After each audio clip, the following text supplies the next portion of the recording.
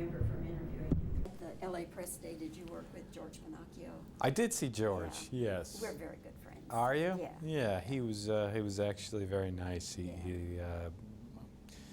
told me he enjoyed it, and he said that. And then we talked about American Idol for a while. So. George has his own style, but he is so much fun. I love to watch him on the air because he's not so canned as a lot of them. No, he's pretty straightforward. I like him too. He's a good guy. He really is a good guy. Yeah. Okay, are we rolling? Well, Greg, it's so wonderful to welcome you to Dallas. All right, please. I'm sorry. Let's start over. And take two. Hold on, hold that thought. Let's just make sure we got no problems. Because I saw the look in the eye and they turned the phones off. Okay, we're still rolling. Greg, it is wonderful to welcome you to Dallas. Thank we you. have talked before, always on press junkets in LA, New York, or God knows where. Yeah. But it's wonderful to have you in Dallas. Thanks for coming. Well, it's good to be here. I wish we had a little more time. We're heading up to the Toronto Film Festival tonight, and it's been a bit of a whirlwind, but yeah, being here's great. I must tell you, right at the top, this is an incredible performance you give. Oh, thank you. Just incredible. Thank you very much. And, I don't want to freak you out, but there is buzz about awards and things. That has to make you very happy. Well, I'm happy. This was the material that we dealt with this movie is a little risky, and I was had some reservations about it, but more than anything, I felt like it was a fascinating character study and dealt with issues that were somehow, contemporary issues, and I thought I had a director in Paul Schrader I could trust. Still, you've done this long enough to know, it's a bit of a crapshoot. So when the movie becomes something that people respond to and follow, and it's affecting for them, you're very grateful. So I'm happy. I'm happy with the outcome. Given the nature of the film and the kind of person that we found out later Bob Crane was, that he was sex addicted, did you talk this over with your wife before you accepted the role? Yeah, my wife actually read the script shortly after I did, and what was most revealing about it was she's English, and she didn't know who Hogans Hero was. She didn't know what a hero of Hogans was, and wasn't familiar, of course, with the show and any of those aspects, and yet she still found this story oddly mesmerizing, and her sort of positive reaction to it, I thought, was an indication that we were dealing with something here that might be worthwhile. Because if the movie was interesting to people just because we were doing a film about Bob Crane, who used to be on Hogans Heroes, that water is not very deep. But if we were translating issues and the nature of sexual addiction and the corruption of celebrity, and some of those things were being dealt with in the script and could still be interesting, even if Bob were selling cars as opposed to being a star of a successful television show, I thought we might have something on our hands, and she kind of confirmed that for me. But she, she knew what the job was and said, "Look, you go and do this movie. You get it all out in one movie, and then just have that finished." What was it like when you sat with her and watched the movie the first time? It was fine. I think that there's obviously moments in the movie that are a bit uncomfortable for the audience, and certainly to watch. It's in times a very difficult film to digest, but it's also like any tragedy. I think it's filled with some drama. It's filled with some comedy. It's a culmination of a lot of things. I think both of us were a little, for me, watching a movie is a very difficult process anyway. I can do it once barely, and then I'm just kind of done with it. So with this one, it was particularly tricky. Your wife didn't say, "I didn't know you were going to do that." No. She, I think she felt like, Bob Crane was clearly dealing with issues like sexual addiction, which addiction is not so much about the vice, it's about the behavior. And compulsivity, the inability to stop an activity that you continue to do, even if you want to, and even if that activity is at the peril of your friends and your family and the people around you. And at the same time, it deals with this sort of codependence. Bob had this strange sort of symbiotic friendship with this guy, John Carpenter, who's played brilliantly by Willem Dafoe, and deals with the corruption of celebrity and all of these things. So the sexuality we were aware was going to be a part of the film, but the deeper issues that were dealt with in the picture for both of us, I think, before I made it and even after I made it, feel like they are the most profound elements of the picture. Were there any scenes that had to be edited out in order to keep an R rating? Yeah, there was some, Paul is better suited to address those issues, but I know that there was some pixelation in the movie and there were some editorial choices that had to be made, issues of thrusts and uncomfortable things of that nature are what the MPA has to, they keep their checks and balances on.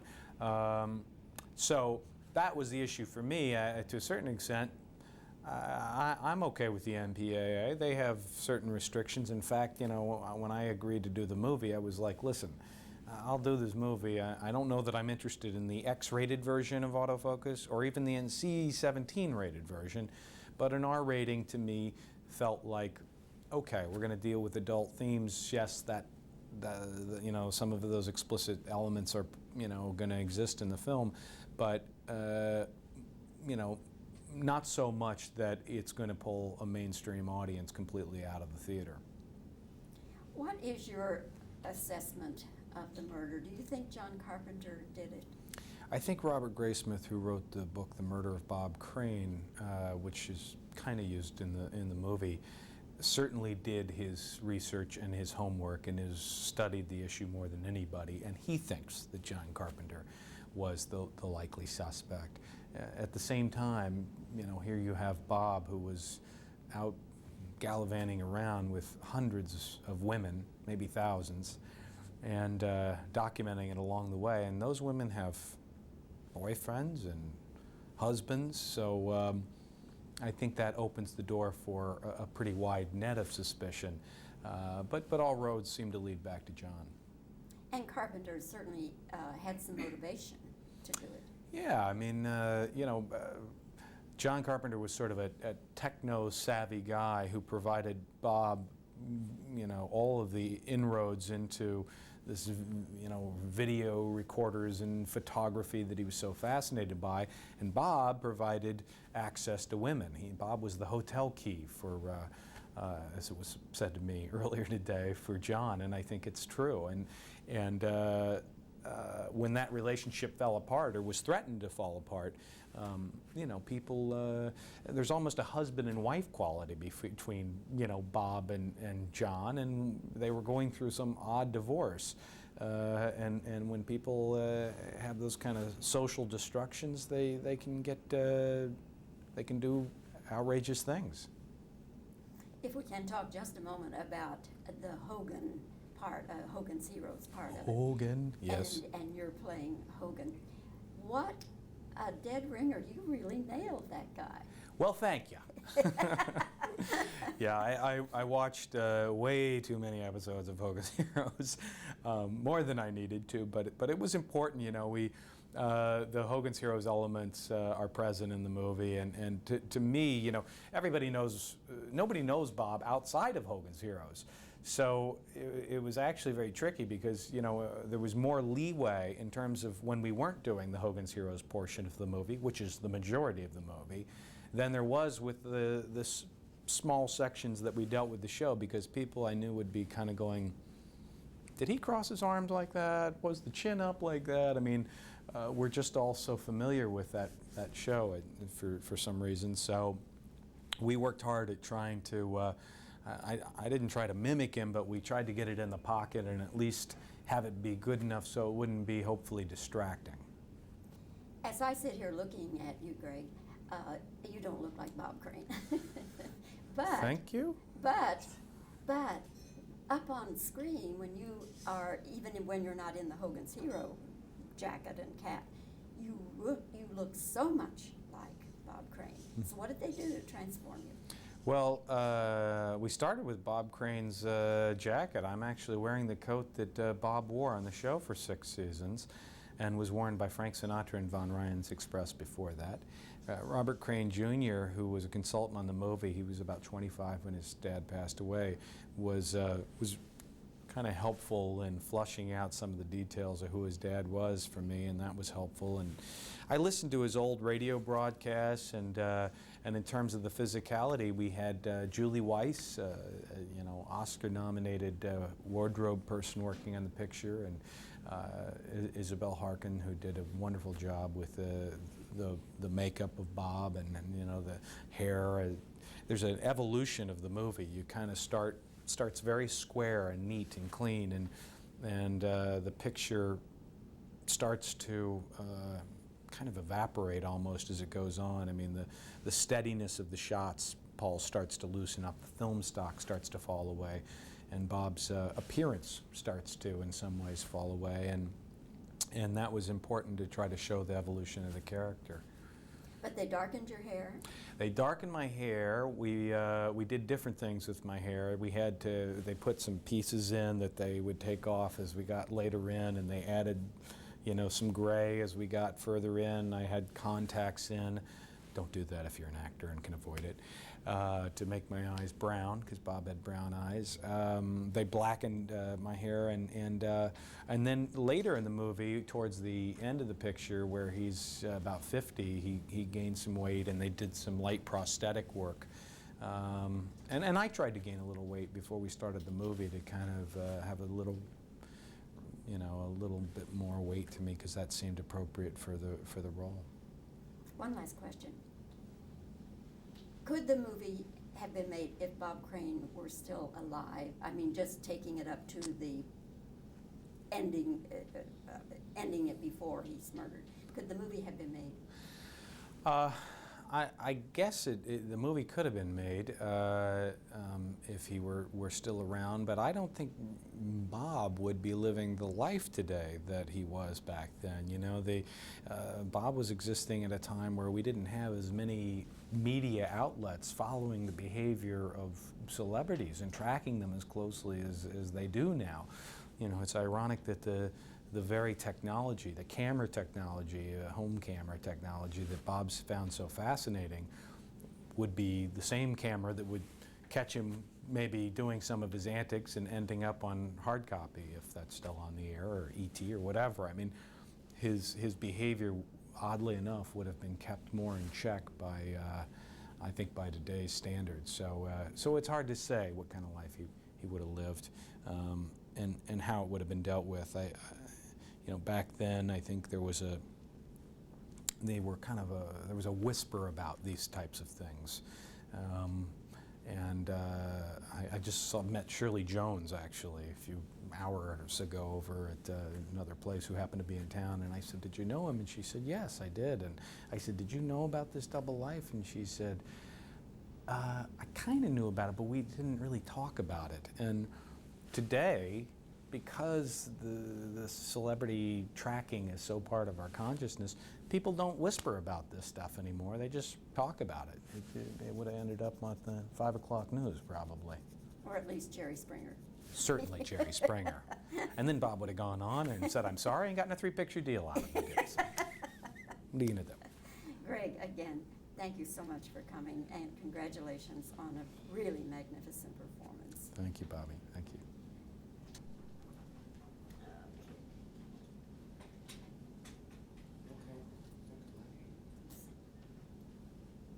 Jeffrey, you want to get the door? And you know the drill. You start to Sure. answer, and I'll wave you off. Yeah. Oh, yes, I do. Better than a lot of actors. Now, you've got a 2-shot, right? Right. And we're not going to be able to see his mouth moving, are we? Hmm? No. No, okay, thanks. When you sat with your wife and watched the movie the first time, what was that like? Well, she was like me, you know. I think she was very interested in, you know, the more. Sorry, I went on too long there. No, I want you to go on until I wave you off.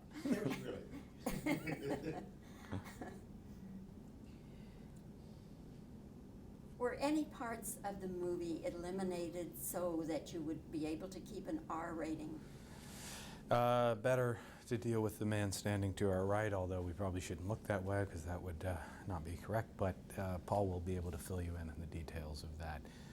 We had some pixelation issues, and there were some thrusting issues that are dealt with or not dealt with in the movie, as you will see.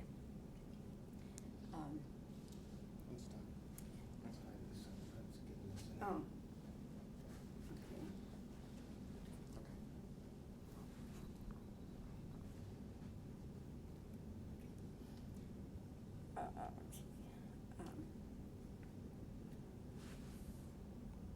Could this movie be made if Crane were still alive today and just from the, let me start again. Could this movie be made today if Bob Crane were still alive and they would depict the sex addiction part of his life?